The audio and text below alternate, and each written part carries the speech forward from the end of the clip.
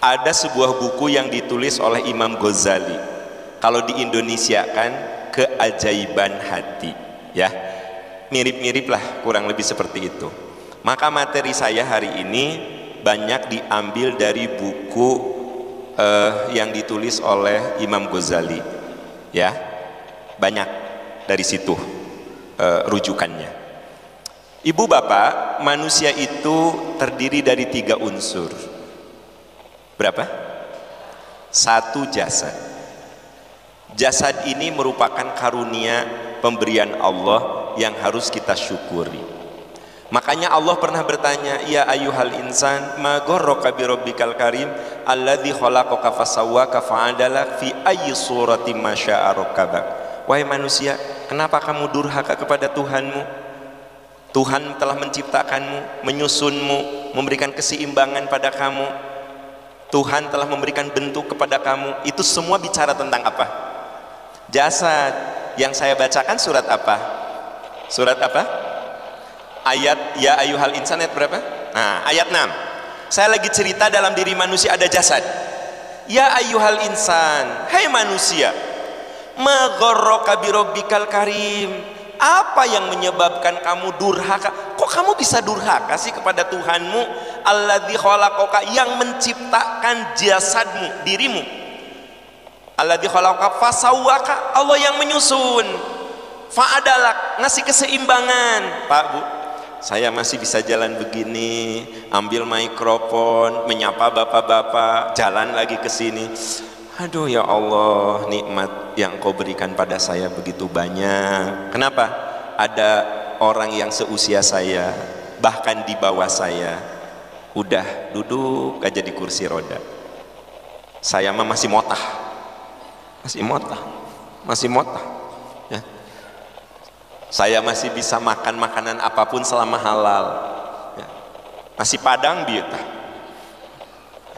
Ada orang yang seusia saya makannya sudah pakai selang, minumnya diukur, berapa yang dia minum catat, berapa yang dia keluarkan catat. Saya ma dan ibu alhamdulillah minum teh lak lak lak lak lak tadi hitung, cer cer cer cer cer tadi hitung. Bener nggak? Makanya hai manusia, apa yang menyebabkan kamu durhaka? Allah yang menciptakanmu, menyusunmu, memberikan keseimbangan kepadamu dalam bentuk apapun. Allah berkuasa membentukmu. Wajah kita seperti ini bukan karena keinginan orang tua kita, kehendak Allah lah seperti itu, ya, kehendak Allah lah seperti itu. Ini saya lagi cerita apa? Jasad. Ayat itu bicara tentang ada orang yang udah dikasih jasad sama Allah sempurna, nggak tahu terima kasih. Makanya menggunakan kalimat, wahai manusia, apa yang menyebabkan kamu durhaka? Kok kamu bisa durhaka sih? Gitu. Semua dari Tuhan kamu, kok kamu durhaka? Gimana? Gitu. Tuh jasad. 2, akal. Akal, perangkat yang menyebabkan manusia dimuliakan. Dan dengan akal itu pula manusia mendapatkan taklif, kewajiban. Ibu bapak, manusia itu dimuliakan karena kemampuan akalnya, ya, karena kemampuan akalnya. Dan dengan akal itulah manusia bisa membangun ilmu dan peradaban. Bapak Ibu, bisa Anda bayangkan zaman dulu ustadz itu suka bawa kitab baheula. Itu saya masih muda, ustadz bawa kitab gitu. Simpen kitab itu, buka, tebal rata-rata. Saya nggak pernah bawa kitab yang manual, tapi kitab digital mah ada. Di sini lebih dari 200.000 judul buku. Makanya HP saya kapasitasnya kudu gede, ya, 1/2 tera. Jadi HP saya itu 512 apa 516 GB. 1/2 tera, ya. Asup kena naon gak? Bisa asup. Nah, Bu, maksud saya gini, aduh ya Allah, ternyata dengan akal manusia ya, saya bisa bawa perpustakaan di sini. Kebayang gak sama Anda? Ya, Buku-buku saya yang hard copy udah saya hibahkan, ada yang ke perpustakaan, ada yang ke temen apa-apa. Jadi di rumah saya buku tuh paling 3-4 lemari gitu. Wah, lamun iya cuma nu di musola wungkul. Ya maksud saya tuh kalau nggak dikasih nggak kebayang, rumah saya nggak cukup. Tapi saya dibantu dengan teknologi digital yang luar biasa. Kenapa? Itulah dahsyatnya akal manusia. Nah jadi Bu, saya lagi cerita apa? Akal. Akal manusia itu luar biasa. Dan akallah yang karena akallah manusia kena kewajiban. Makanya kalau akal kita sudah bermasalah, nggak kena kewajiban. Ada orang yang karena satu dan lain hal mengalami disorientasi pemikirannya. Jadi memorinya mah bagus, tapi sistematikanya yang bermasalah, disorientasi. Contoh, Fatihahnya dia masih hafal, kulhunya masih hafal, atahiyat, semua doa sholat masih hafal, tapi dia mengalami disorientasi menempatkan file-file itu. Ini pernah ada yang nanya ke saya, Pak Am, ibu saya umurnya 80, sekarang ini sholatnya suka gini, Allahu Akbar, at-tahiyatul mubarakatuh sholawatu thayyibatu lillah, assalamu inna nah kan Bu, tamat itu Allahu Akbar, qul huwallahu ahad, sami Allah, Rabbana lakal hamdu, Allahu Akbar, ruku pas tahiyatnya gini, Ar-Rahmanir Rahim Maliki Yaumiddin, amin amin. Salatnya harus diulangi nggak saya? Nggak usah, nggak usah diulangi, gitu deh. Hari Anda harus diulangi gimana? Gitu lagi. Berarti gugurlah kewajiban sholatnya. Paham? Kenapa gugur kewajiban sholatnya? Akalnya ada masalah. Gitu loh Bu. Ya, akalnya ada masalah. Ada juga seorang dokter ketemu saya, Pak Am, tahun kemarin waktu acara bukber di rumah saya, ibu saya masih kuat saum. Sekarang ini karena faktor usia, saum, tapi tiap adzan minta kolak. Kabayang teh, ya, dia teh sahur jam 3, jam 4, ya, subuh, Allah mana kolak nek, gitu, nek ya mas subuh, kolak, Bu, yang bersangkutan saumnya sah, ente, maknya, cik atuh, maknya tiap adzan minta kolak sah. Ibu ari ibu naon sih? Maknya tiap adzan minta kolak sah? Nggak sah. Tapi yang bersangkutan tidak perlu saum, cukup bayar fidyah, gugur kewajiban saumnya karena akalnya yang bermasalah, gitu loh. Jelas Bu? Makanya ayat yang pertama kali turun kepada Nabi bukan ayat sholat, saum, zakat, haji, Iqra, gimana menggunakan akal dengan sebaik-baiknya, karena unsur yang kedua dalam diri manusia itu apa? Akal. Itu sebabnya ayat yang pertama kali turun nyuruh untuk Iqra, membaca, memfungsikan akal secara proporsional dan maksimal. Nah, itu yang kedua. Yang ketiga, manusia punya kolbu. Satu apa? Jasad. 2, 3, nah kolbu inilah yang akan jadi pembahasan kita. Jasad nggak akan kita bahas, akal tadi sudah sekilas, kolbu lah yang akan kita bahas. Nah saudara-saudara sekalian, ternyata kolbu inilah yang akan jadi panglima raga dan pikiran kita. Tadi ada unsur apa dalam diri kita? Jasad atau raga. Ada unsur apa? Akal dan raga dikendalikannya oleh kolbu, pengendalinya itu oleh kolbu. Makanya kalau kolbunya bersih, lisan, pikiran pasti bersih, kolbunya bersih, ya gitu. Eta pawawan mobilnya geus anyar deui, hati saya kan bersih, alhamdulillah, ikut senang. Pawawan manya rezeki nanti meni luas, tiap Ramadan beli mobil anyar. Hati saya bersih apa kotor? Taunya dari mana? Dari lisan, ya, dari ucapan. Saya bisa katakan orang itu hatinya bersih. Kenapa? dia bahagia dengan kebahagiaan orang, ya. Tapi kalau hatinya kotor, Pak Agus, itu Pak Am mobilnya anyar, nancek si Pak Agus, duit di mana ngiridit atau emang duit di mana ngiridit gitu. 2 bulan gak dijabal kan. Bu, itu orang hatinya kotor apa bersih? Jadi Bu, saya ingin tegaskan kepada Anda bahwa kolbu itu yang akan menggambarkan, kolbu itulah panglima untuk hati kita, untuk mata kita, lisan kita, pikiran kita, gitu. Makanya si kolbu ini raja sebenarnya, panglima. Kalau di tentara mah panglima, gitu. Ya, Ibu sayang, wajah Anda ramah kalau hati Anda suka, ya nggak sih? Hati Anda senang, suka sama orang itu, Anda ramah. Mun Anda geleh, jutek wajahnya. Iya, gitu loh Bu. Makanya jangan sepelekan kualitas hati, dia penentu. Nah, kolbu saya ingin terjemahkan sederhana aja dulu, hati ya, kolbu. Nah, walaupun kolbu itu kalau dilihat dari analisa itu panjang sekali lah, itu mah pembahasannya bukan di sini tempatnya. Jadi pokoknya kolbu itu sebut saja hati. Nah, begini, kalau kolbu itu dilihat dari segi kualitasnya ada 3 macam kualitas kolbu. Jadi pertama, dalam diri kita ada apa? Jasad. Yang kedua ada apa Pak? Akal. Yang ketiga ada apa? Ada 3 macam kualitas kolbu. Sebelum itu saya perlu ingatkan, kolbu itu sebagai apa? Panglima untuk akal dan raga.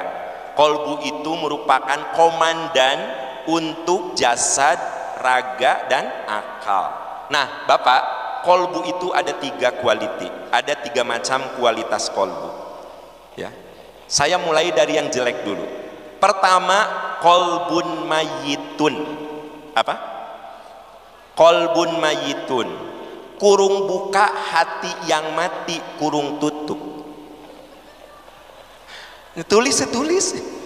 Naon eta teh? Kolbun mayitun. Apa kolbun mayitun? Hati yang mati. Nah, ini saya lagi cerita hati yang terburuk, yaitu hati yang mati.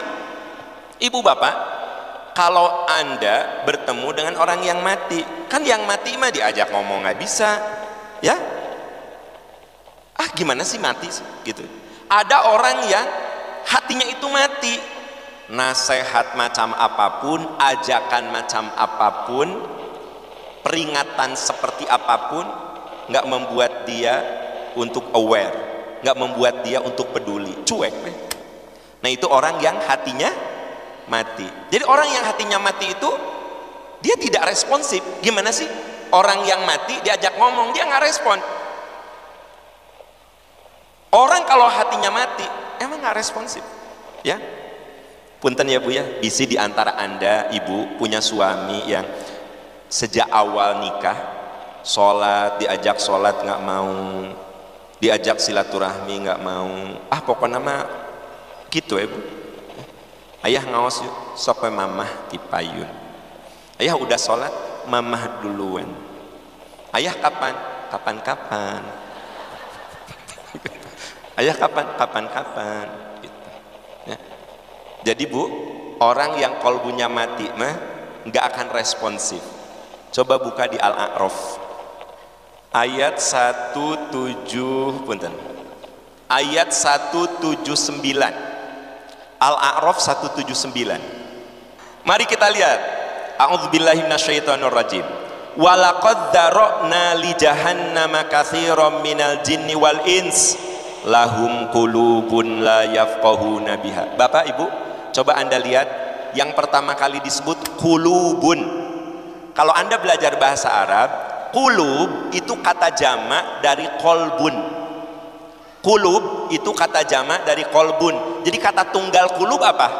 Kolbun. Makanya yang pertama tadi apa? Kolbun mayitun, hati yang. Nah, coba Anda lihat di sini. Sungguh kami telah isi neraka jahanam itu kebanyakan dari jin dan manusia. Jadi penghuni jahanam kebanyakan dari jin dan manusia. Yang pertama kali disebut lahum qulubun la yafqahuna biha, mereka memiliki hati tapi tidak digunakan untuk memahami ayat-ayat Allah. Yang pertama kali disebut apa? Yang pertama kali disebut hati. Begitu hatinya terkunci saudara, cep mati, automatically indera yang lainnya pun, perangkat yang lainnya pun tertutup. Lihat yang berikutnya, mereka memiliki mata tidak digunakan untuk melihat tanda-tanda kuasa Allah. Mereka mempunyai telinga tapi tidak dipergunakan untuk mendengarkan ajaran-ajaran Allah. Coba Anda lihat, yang pertama kali disebut apanya dulu? Hatinya tertutup, mati. Begitu hatinya mati, matanya nggak bisa lihat kebenaran, telinganya nggak bisa mendengar kebenaran. Makanya begitu hati orang itu mati, mata, telinga, yang lainnya pun mati. Nah kalau sudah begitu, ulaika kal an'ami bal hum adall. Ya, mereka itu seperti hewan ternak, bahkan lebih sesat. Itulah orang-orang yang lengah. Ibu, Bapak, ayat ini cukup memberikan ilustrasi yang sangat menghinakan. Mereka itu seperti binatang ternak. Misalnya gini, saya punya kambing. Punya apa? Kambing saya teh ngerusak taman ibu, ngerusak pohon-pohon punya bapak. Orang-orang teh protes, kambing saha eta kambing aam cenah tah.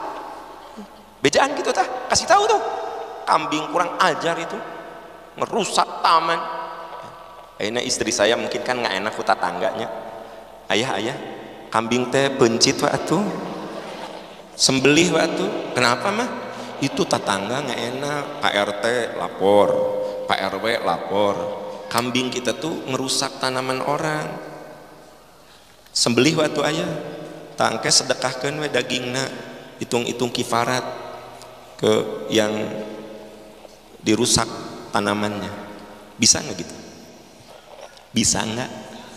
Kambingnya disembelih. Sebaliknya kalau gini, ibu punya suami,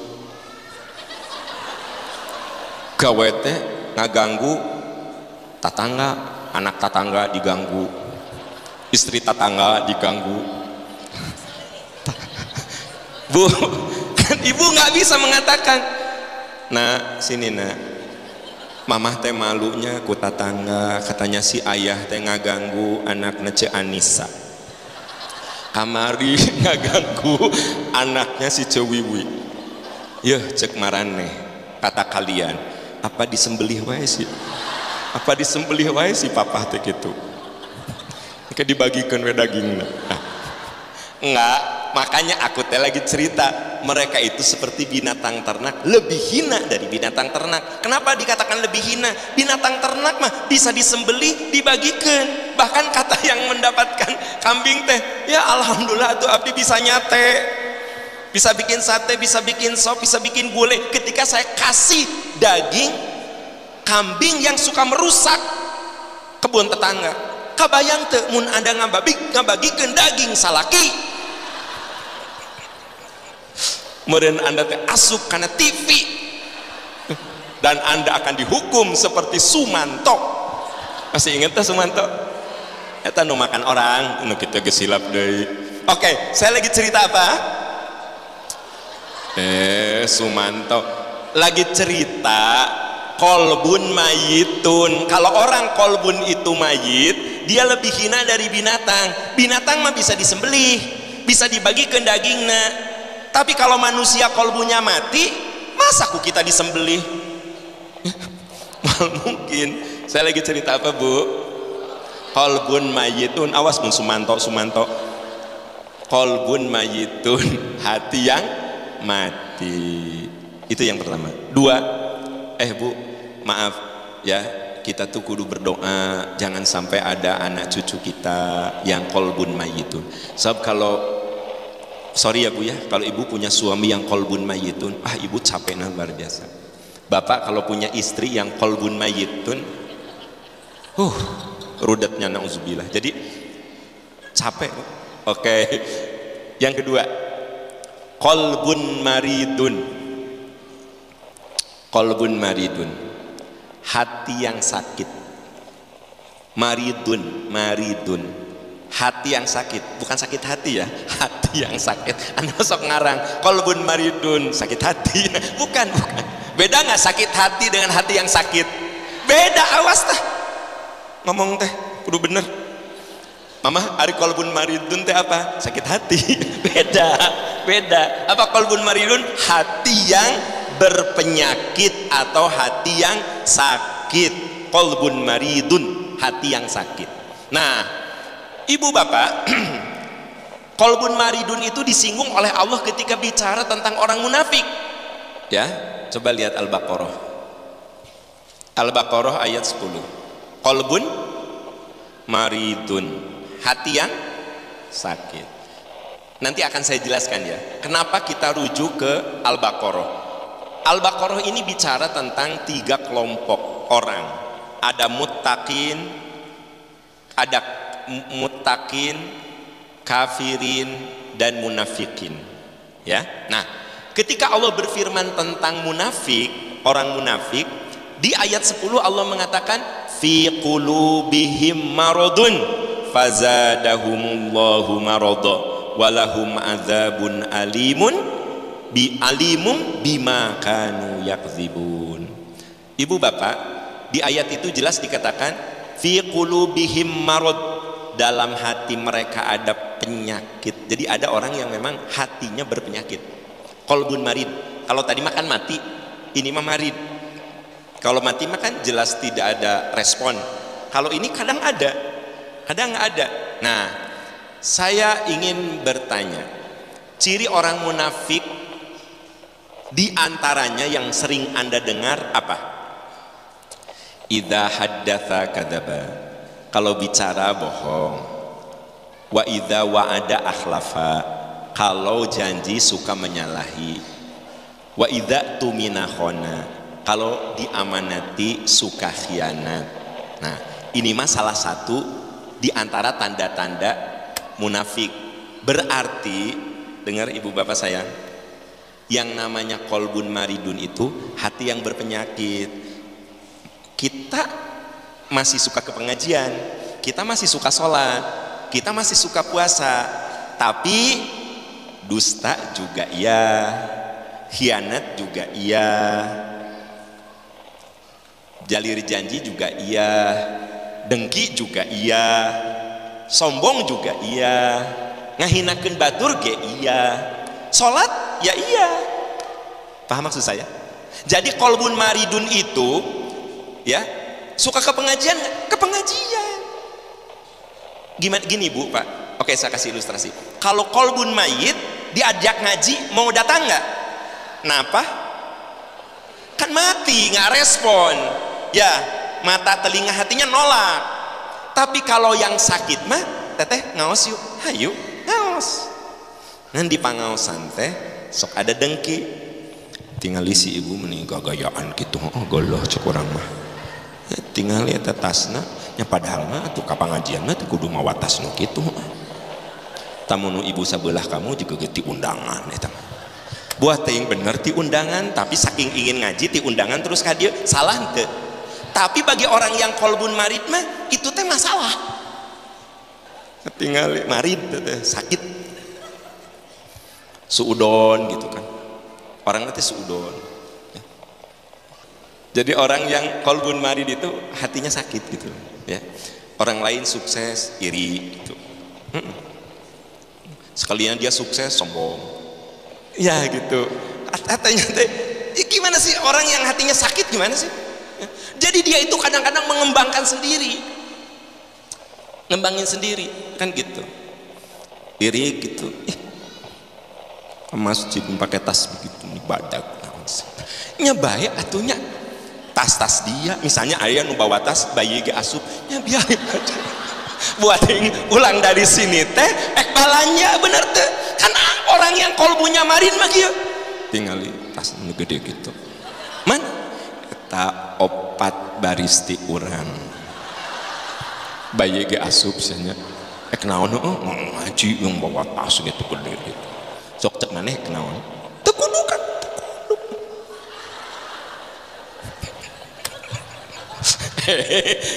Yang saya ceritakan teh mitos apa fakta? Mungkin nggak itu terjadi? Tah marid nu kitu teh. Marid tuh fi qulubihim marad.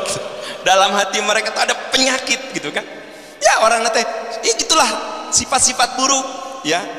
Seneng ngabohong teh seneng, mun teu ngabohong teh asa teu afdol gitu. Terus katanya orang yang hatinya sakit mah bersumpah teh gampang. Kan Bu, Pak, kita teh nggak boleh bilang demi Allah kecuali yang benar-benar gimana gitu kan. Ini mah Kang udah sarapan belum? Demi Allah nges. Kabayang tuh sama Anda nyatu. Kang udah sarapan? Udah. Udah bener? Nges, udah sarapan. Kita kan gitu. Kang udah sarapan? Demi Allah nges. Demi Allah orang. Goreng ketan tadi. Maknya urusan goreng ketan pakai demi Allah sok. Naon sih? Maknya urusan goreng ketan demi Allah. Ya Allah. Ya saya tahu Anda ke loading. Jadi kan teh alah sia urang ge sok kitu. Alah sia urang ge sok kitu. Jadi ieu teh Anda teh saya tahu Anda, makanya saya kasih kesempatan sok loading. Jadi alah urang teh sok suudon, urang teh sok sombong, urang teh sok gini dan Anda tahu nggak? Yang paling Nabi takutkan kita sombong dengan kesolehan. Dengar sayang, yang paling Nabi takutkan dari umatnya sombong dengan kesolehan. Bu, kalau sombong dengan baju, sombong dengan mobil, sombong dengan kedudukan, makan kelihatan atau ya? Sombong dengan kesolehan. Saya kasih contoh ya. Dan Anda makan kudu contoh wayanya. Mak disebut sombong kesolehan. Nah, soleh bisa sombong gitu. Nah, kan loading kan ada, ya kan? Sombong dengan kesolehan. Contoh, boleh jadi Anda sombong kepada suami Anda. Ya, suami lagi duduk jam 9 malam, suami Anda masih nonton TV. Ih ayah udah jam 9, ayah udah sholat isya belum? Belum. Ih ayah isya dulu, mau pengiklan sok isya dulu. Bener ente? Betul nggak? Betul kalau udah titik di situ. Anda mah koma. Nah ya kan, kalau cuma segitu titik betul. Ih ayah udah jam 9 sholat dulu, sok mumpung iklan gerak bisi keburu tertidur, sok mumpung iklan ayah sholat dulu. Itu bagus Anda mengingatkan suami pada kebaikan tuh amal soleh, cece, amal soleh. Lamun titik Anda kan koma. Ayah udah sholat belum? Ya Allah guys jam 9. Ih mamah banyak salama rumah tangga jeng ayah. Nah, mama itu selama rumah tangga sama ayah berapa ya? 13 tahun. Kapan mama terlambat sholat isya? Oh no, dalam kehidupan mama no, nggak ada. Ayah masa unggal wengi kasihan sholat. Eta sombong dengan apa? Kesolehan. Hati-hati loh, sombong dengan kesolehan. Ya, Anda baru bubar nih dari sini, ketemu temen di sana. Ya, dari mana? Iya ada pengajian tadi. Ya, ada pengajian Ustadz Aam. Oh, kamu nggak ikut? Enggak, ya. Iya tuh dari oh, nanti ada pengajian lagi datang. Lumayanlah ada manfaatnya. Bagus nggak? Mun titik. Masalahnya Anda mah koma. Bubar. Pulang di mana teh? Pulang dari pengajian. Sahat ceramahnya. Ustadz Aam, hari kamu teh ngaji? Henteu. Ya. Hirup teh atunya. Hidup untuk apa? Gue tuh lebih sibuk dari elu. Gue tuh lebih sibuk, tapi gue masih bisa nyempetin diri. Kan baliknya manajemen kita dong. Geleh tuh, geleh. Boro-boro Allah, orang ge geleh. Ternyata kolbun apa? Marid, kolbun sombong, kolbun marid. Naon? Enggak, maksud saya gini, kan ini teh konsep. Jadi sama saya dituangkan dalam bentuk tataran yang aplikatif gitu loh. Ya, yang aplikatif. Sorry, saya kasih contoh ini. Maksudnya biar kebayang. Oh iya, aku tuh masih marid, aku tuh masih sakit mungkin gitu. Ari ibu bapak di dia mah henteu ieu mah saya. Gitu. Saya kan gitu. Ya. Oke, yang ketiga qalbun salimun, hati yang sehat. Apa Bu? Hati yang sehat. Oke, yang ketiga Pak, qalbun salimun, hati yang sehat, hati yang bening, hati yang jernih. Ibu, Bapak, ketahuilah ternyata nanti orang-orang yang akan selamat di hari akhirat itu yang hatinya bersih. Qalbun salimun, salim itu sehat, bersih, salim, ya. Hati yang tenang, hati yang sehat, qalbun salimun. Saking pentingnya Pak, qalbun salimun, selevel Nabi Ibrahim. Bayangkan, Nabi Ibrahim itu dijamin masuk surga nggak?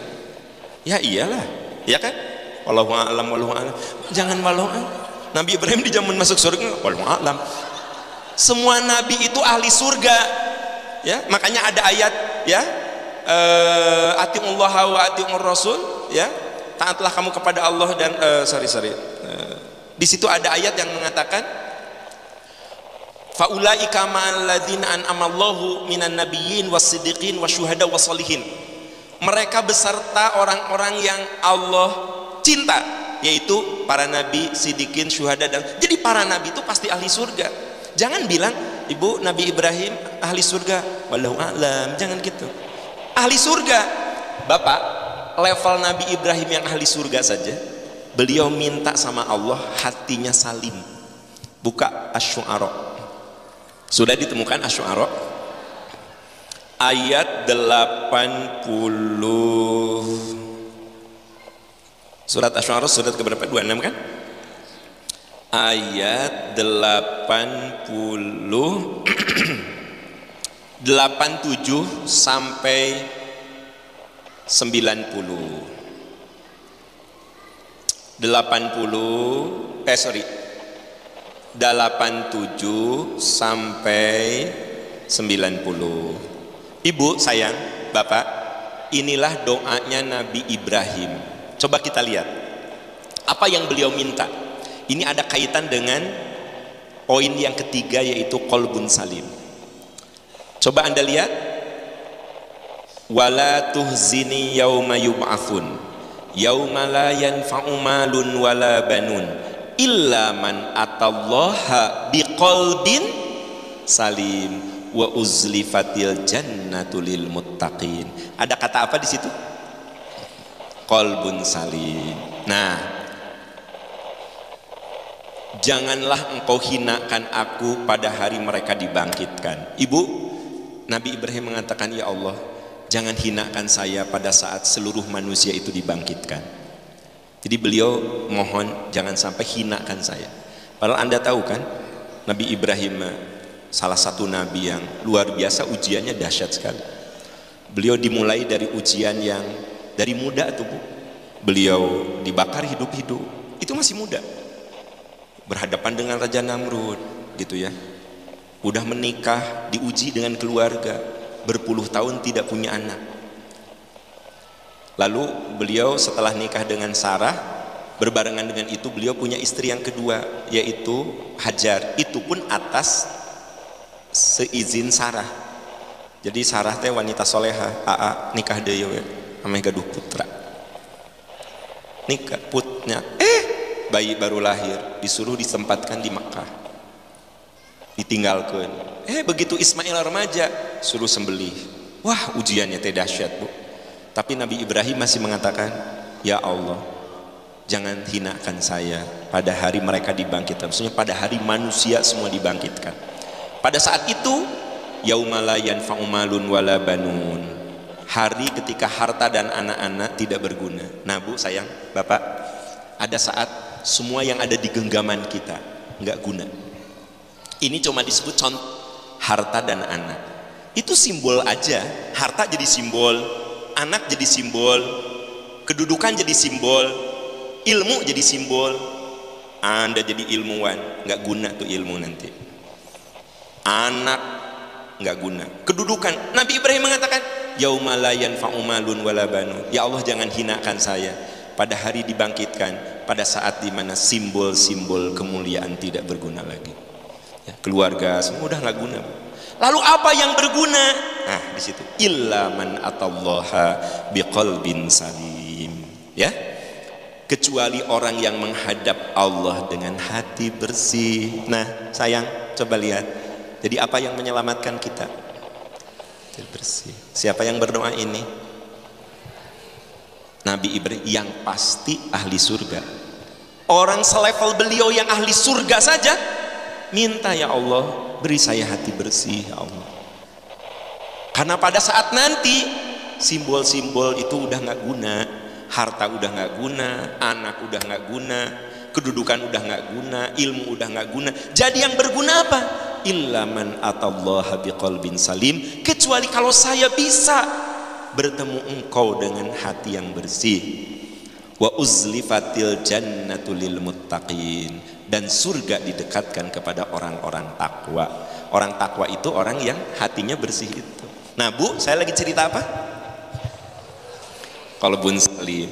Jadi betapa qalbun salim itu penentu keselamatan. Sampai-sampai Nabi Ibrahim mengatakan, jangan hinakan saya pada hari dimana simbol-simbol kemuliaan tidak berguna, kecuali kalau saya, ya Allah, menghadapmu dengan hati yang bersih.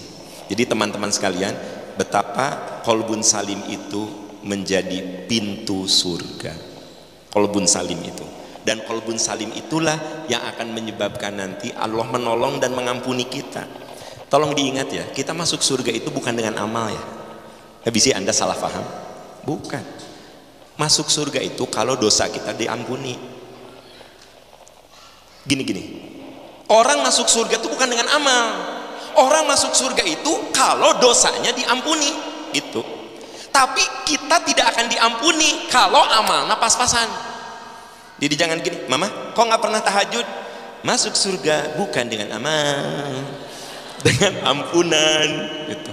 Mama, kok nggak pernah ke pengajian? Masuk surga bukan dengan amal, dengan ampunan. Mama, kok mama nggak pernah sedekah lagi? Masuk surga bukan sedekah, dengan ampunan. Ya, mana mungkin kita dapat ampunan Allah? Sholat nggak pernah, puasa nggak pernah, sedekah nggak pernah, ya. Kita penuh ketakaburan, penuh kesombongan, tara nulungan batur. Bagaimana Allah mengampuni, gitu. Jadi kalau Allah ingin mengampuni kita, ya kudu pakai amal. Tapi perlu diketahui, ampunan itu turun ketika kualitas hati kita, kata Nabi Ibrahim, biqalbin salim. Ya, saya bilang tadi orang masuk surga karena apa? Ampun.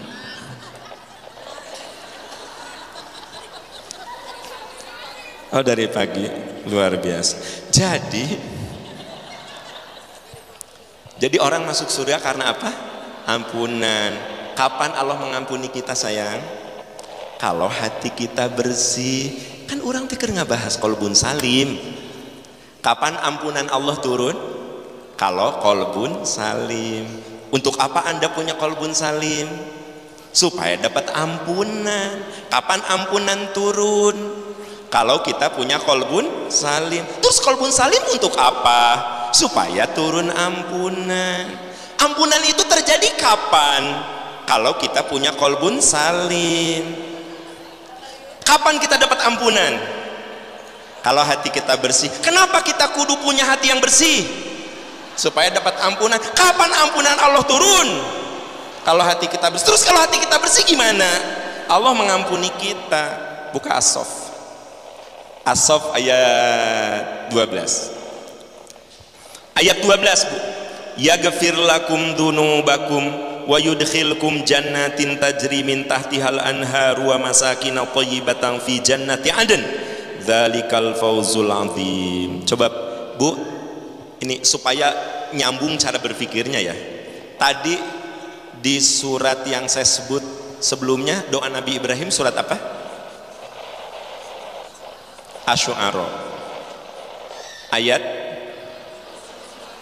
nah, saya ulangi ya, wala tuhzini yauma yub'atsun. Ya Allah, jangan hinakan saya.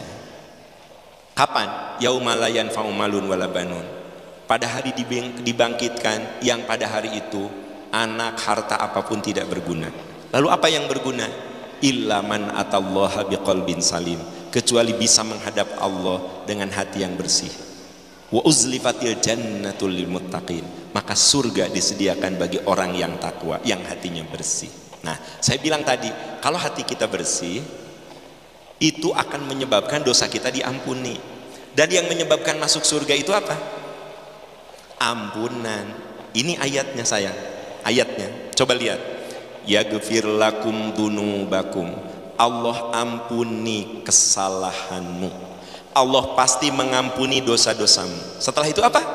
Dan memasukkanmu ke surga yang di bawahnya mengalir sungai-sungai, serta menempatkanmu di tempat tinggal yang baik dalam surga Aden. Itulah kemenangan yang agung. Bu, Pak, maksud saya supaya cara berpikir kita runut. Jadi ketika kita menghadap Allah dengan hati yang bersih, itulah yang akan menyebabkan dosa-dosa diampuni. Yaghfir lakum dunubakum, Allah mengampuni dosa-dosamu. Wa yudkhilkum jannatin tajri min tahtihal anhar, dan Allah masukkan kamu ke dalam surga, dan Allah tempatkan kamu dalam surga Aden. Nah, ini ayat bicara tentang apa? Turun. Jadi Bu, kualitas hati itu ada 3 Pak. 1 kolbun, 2 kolbun, 3 kolbun salim. Nah, penentu keselamatan tuh kolbun salim. Penentu. Berarti kalau dalam hati saya masih ada dendam, masih ada dengki, masih ada iri, masih ada dusta, masih ada khianat, itu benar-benar kudu diobati. Sampai pada titik hati kita menuju ke kolbun salim. Kalau kolbun salim mah orang menderita ingin bantu, orang bahagia ikut bahagia, gitu. Ya, tidak ada kedengkian, tidak ada kesombongan, ya. Orangnya teh bersih. Nah, kalau sudah begitu, Allah ampuni. Kalau sudah Allah ampuni, Allah masukkan kamu ke dalam surga.